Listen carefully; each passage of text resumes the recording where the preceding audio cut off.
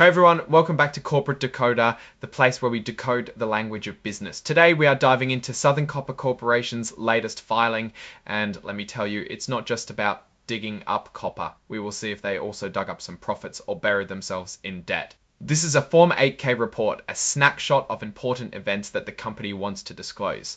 This one is filed with the Securities and Exchange Commission, or SEC, and is dated April 24, 2025, covering events up to April 24, 2025. The big news here is about dividends, which is a reward for owning the stock. On April 10, 2025, the company's leaders, the board of directors, said they would pay a cash dividend of 0.70 cents per share of stock. They also approved a stock dividend of 0.70 cents per share of stock. They also approved a stock dividend of 0.99 shares for each share you already own.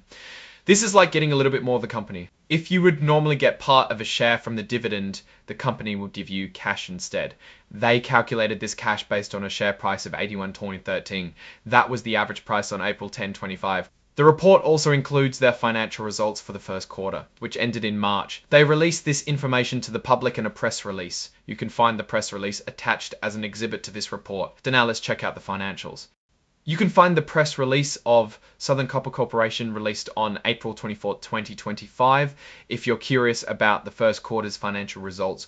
The report was signed by Andres Carlos Ferrero, the company's general counsel, which shows it has been officially approved and submitted. So what does all of this mean?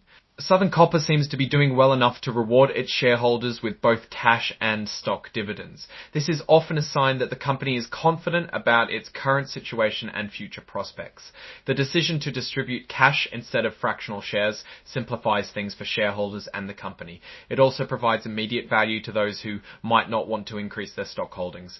On the flip side, investors need to consider why the company is choosing to issue stock dividends. Sometimes it's a way to conserve cash while still rewarding shareholders. This might suggest they want to keep cash on hand for investments, acquisitions, or managing debt. As for risks and opportunities, Southern Copper, like any mining company, is exposed to commodity price fluctuations. If copper prices fall, their revenue and profits could take a hit. They also face environmental regulations and political risks in the countries where they operate. However, the demand for copper is expected to grow in the coming years, driven by the growth of electric vehicles and renewable energy infrastructure. This could create significant opportunities for Southern Copper to expand its production and increase its profits.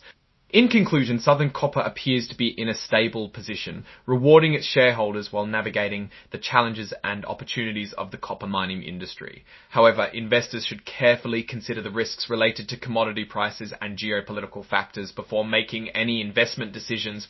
Thanks for watching. If you found this analysis helpful, please like, comment, and subscribe for more corporate decoding.